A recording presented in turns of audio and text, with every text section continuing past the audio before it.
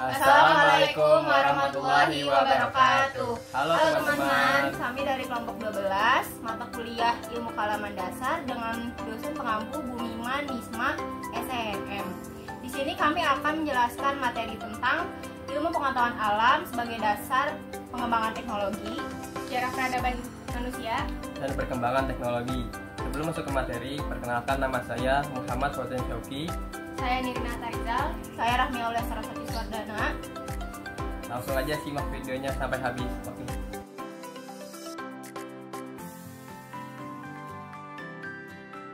Ilmu dan pemanfaatan dalam bidang IPA. Ilmu dalam bidang IPA dan pemanfaatannya dapat kita bedakan dalam IPA dasar atau murni, IPA terapan dan teknologi. IPA dasar, IPA terapan, dan teknologi mengkaji bahan pokok yang sama, yaitu alam. Perbedaan ketiganya terletak pada aspek yang dikajinya.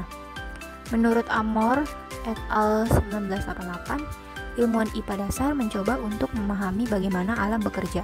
Sedangkan ilmuwan IPA terapan mencoba mencari cara untuk mengendalikan cara alam bekerja.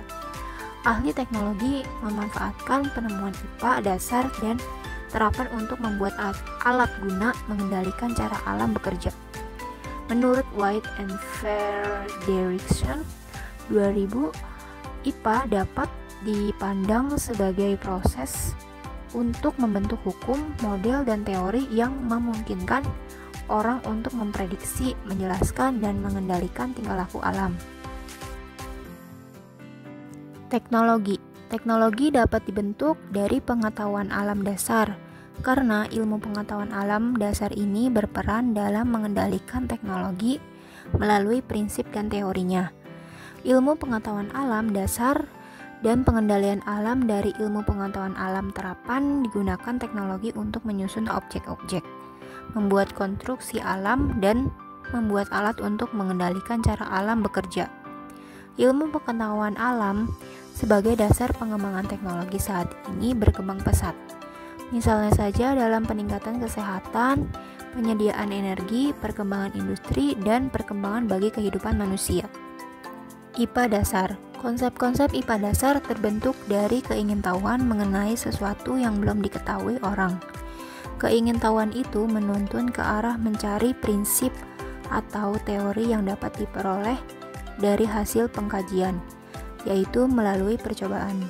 Pengkajian ini merupakan pengkajian yang tidak bermaksud untuk mencari kondisi atau proses optimal yang diharapkan, melainkan hanya untuk memenuhi penjelasan dari objek atau benda dan energi dan peristiwa alam. IPA terapan. IPA terapan merupakan pengembangan dari IPA dasar yang ditunjukkan untuk mengendalikan cara alam bekerja. Aplikasi konsep untuk menjelaskan peristiwa alam atau memperhitungkan parameter secara ideal, bukan aplikasi konsep IPA terapan, karena konsep-konsep IPA dasar umumnya mengabaikan variasi yang terjadi di alam. Konsep-konsep tersebut belum dapat diaplikasikan secara langsung untuk mengendalikan atau mengelola alam, karena di alam real ada variasi-variasi yang tidak dapat diabaikan. Contohnya dalam IPA dasar, daur hidup serangga memiliki 3 atau 4 fase, yaitu telur, larva, dan dewasa atau telur, larva, pupa, dan dewasa. Kemudian fase daur hidup ini berlaku untuk semua jenis serangga. Jika kita memelihara serangga hanya memperhatikan daur hidup seperti itu saja, kita akan gagal memelihara serangga tersebut. Karena faktor lain yang berpengaruh terhadap daur hidup serangga itu kita abaikan. Untuk keberhasilan pemeliharaan serangga itu, kita harus menggunakan konsep-konsep IPA terapan yang dikembangkan dari konsep IPA dasar. Perkembangan IPA dan teknologi dalam peningkatan kesehatan. Dalam bidang teknik kedokteran sedang dilakukan perancangan orang buatan, yakni alat buatan manusia yang ditanam di dalam tubuh untuk menggantikan bagian-bagian sistem yang tidak dapat lagi bekerja dengan baik. terutama organ dalam manusia yang paling vital, yaitu jantung. Yang pertama digunakan secara luas adalah katup jantung yang disebabkan oleh adanya kebocoran antara bilik-bilik jantung. Dalam penyediaan energi, energi adalah kemampuan untuk melakukan kerja atau misalnya untuk energi listrik dan mekanika, daya atau kekuatan yang dapat digunakan untuk berbagai proses kegiatan. Misal dapat berupa bagian suatu bahan atau tidak terikat pada bahan seperti sinar matahari. Dalam perkembangan industri, perkembangan industri yang semula di Eropa kemudian menjalar ke Amerika dan sebagian ke Asia maju dengan pesat karena perkembangan industri. Perkembangan industri yang semula di Eropa kemudian menjalar ke Amerika dan sebagian ke Asia maju dengan pesat karena masyarakat mengharapkan kesejahteraan ekonomi yang meningkat untuk masa depan sehingga timbullah revolusi industri pertama. Perkembangan industri berikutnya sejalan dengan perkembangan IPA dan teknologi dengan ditemukannya transistor. Lalu timbullah revolusi industri kedua yakni zaman kendali otomatis. Kini tidak lagi dijalankan oleh manusia melainkan oleh mesin lainnya. Berikutnya bagi kehidupan manusia dalam penyediaan pangan, papan, dan sandang. Yang pertama ada penyediaan pangan. Perkembangan IPA dan teknologi dalam penyediaan pangan melahirkan panca usaha tani yang merupakan program pemerintah meliputi varietas unggul, pupuk, pestisida, pola tanam, dan pengairan. Varietas unggul merupakan pilihan utama bagi tanaman unggulan. Pupuk merupakan bahan makanan pokok dari tanaman. Yang kedua, penyediaan sandang. Teknologi material dari perkembangan berbagai macam polimer seperti serat-serat sintetis yang digunakan sebagai bahan pakaian seperti tetoran, dakron, polyester, tetrek, dan sebagainya. Yang ketiga, penyediaan papan. Salah satu kebutuhan manusia adalah tempat tinggal untuk mengurangi kepadatan penduduk. Kemajuan IPA dan teknologi telah berhasil membuka lahan untuk pemukiman. Manusia akan berusaha memanfaatkan lautan dan antariksa sebesar-besarnya melalui pulau-pulau buatan, disertai peternakan, perikanan, dan perkebunan laut dalam jangka panjang. Pemukiman dan antariksa kini tidak lagi dipandang mustahil. Sejarah peradaban manusia. Manusia merupakan makhluk yang mempunyai akal, jasmani, dan rohani. Melalui akalnya, manusia dituntut untuk berpikir dan menciptakan sesuatu yang berguna dan bermanfaat bagi dirinya sendiri maupun untuk orang lain. Antara manusia dan peradaban mempunyai hubungan yang sangat erat karena di antara keduanya saling mendukung untuk menciptakan suatu kehidupan yang sesuai dengan kodratnya. Nah, suatu peradaban timbul di antaranya dikarenakan manusia sendiri yang menciptakan dan melaksanakan peradaban tersebut. Suatu peradaban mempunyai wujud, tahapan, dan dapat berevolusi atau berubah sesuai dengan perkembangan zaman.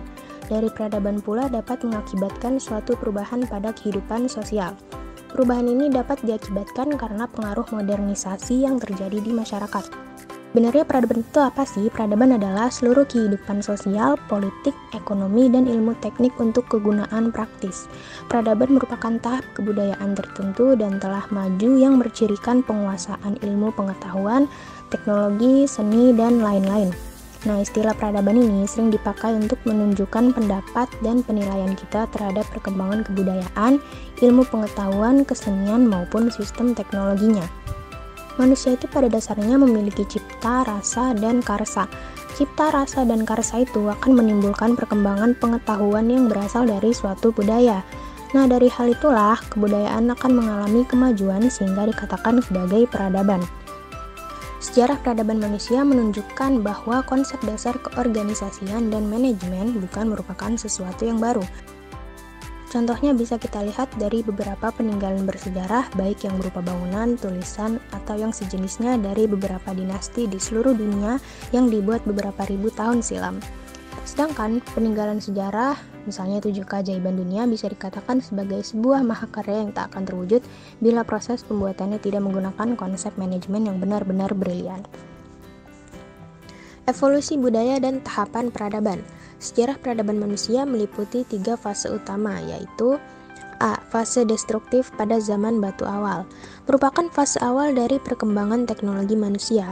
Manusia pada zaman tersebut menggunakan batu untuk memecahkan kemiri atau memetik buah dengan batu. Sebagai tahap awal peradaban pertanian, fase ini dimulai dengan kehidupan baru dari budaya meramu, yaitu kegiatan untuk mendapatkan bahan makanan dengan cara mengumpulkan tumbuh-tumbuhan langsung dari alam ke bercocok tanam, atau fase ini disebut juga sebagai revolusi agraris. B. Fase konstruktif dengan munculnya pertanian dan logam. Fase konstruktif adalah fase yang memperjelas bagaimana manusia menggunakan teknologi untuk membangun peradaban. Pada zaman ini, manusia mulai menggunakan logam dan membangun pertanian, yang memungkinkan mereka untuk menjadi lebih efisien dalam mengumpulkan sumber makanan dan membangun peradaban yang lebih stabil. Fase ini juga sebagai tahap peradaban industri dengan munculnya penemuan mesin uap, energi listrik, mesin untuk mobil, dan pesawat terbang. Fase ini disebut juga sebagai revolusi industri. Dan yang terakhir C, fase efektif atau fase saat ini dengan revolusi mesin dan bahasa internasional.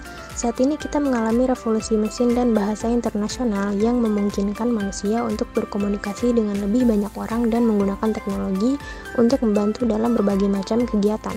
Ini memungkinkan manusia untuk menjadi lebih efisien dan mengembangkan peradaban yang lebih maju. Fase ini sebagai tahap peradaban informasi dengan penemuan TI atau teknologi informasi yang meliputi segala hal berkaitan dengan penggunaan komputer sebagai pengolahan informasi dan komunikasi dengan komputer atau alat komunikasi digital. Kemajuan iptek bagi peradaban manusia. Secara harfiah, teknologi dapat diartikan pengetahuan tentang cara. Pengertian teknologi sendiri adalah cara melakukan sesuatu untuk memenuhi kebutuhan manusia dengan bantuan akal dan alat. Kemajuan teknologi adalah sesuatu yang tidak bisa kita hindari dalam kehidupan ini, karena kemajuan teknologi akan berjalan sesuai dengan kemajuan ilmu pengetahuan.